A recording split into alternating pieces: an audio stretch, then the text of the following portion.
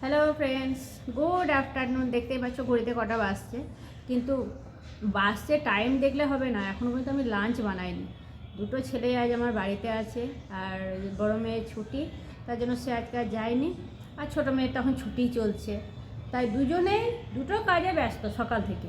ছোটোটা ঘুম থেকে উঠে ড্রয়িং নিয়ে ব্যস্ত হয়ে গেছিলো, আর বড়টা ব্যস্ত হয়েছে ওই মরা মানুষের ওই মন্ডুগুলো বানানোর জন্য। খুলি মন্ডু ওইসবই বলে, হয়তো জানি না, মন্ডুমালা আর কি বানাবে, তার জন্য। এটার একটা কারণ আছে। কাল আমাকে বলছে যে মা তারাপীঠ যাবো, যে মরা মানুষের খুলি সেই মন্ডুমালাগুলো পাওয়া যায় না, সেগুলো আমাকে একটা কিনে দেবা। হ্যাঁ, আমার কাজে লাগবে ভিডিওতে অনেক সময়, তাই বলছে। তা আমি কি ওই মন্ডুমালা কিনে দেবো? তো ওই তন্ত্রমন্ত্র করে ওই সবগুলো তারাপীঠ থেকে নিয়ে আসবো? বলছে হ্যাঁ, আমার ওগুলো কাজে লাগে, আমাকে দেবা কিনা, তাই বলছে।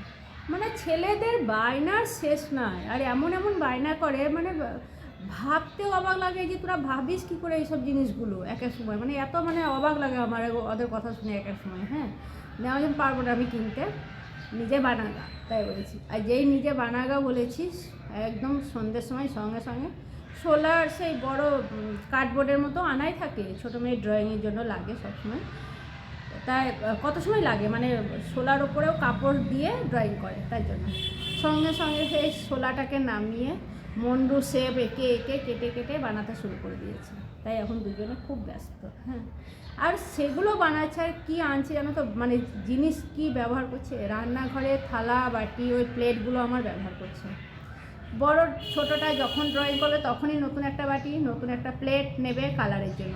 অথচ ওকে কালারের সব ব্যবস্থা করে দেওয়া হয়েছিল, কিন্তু কালার একবার যেই লেগে যাবে সেটার ব্যবহার করবে না। আবার রান্নাঘর থেকে নিয়ে চলে আসবে। বড়টা সে তাই, মানে ওই প্লেট আর বাটি রান্নাঘরের সব জিনিস নিয়ে এসে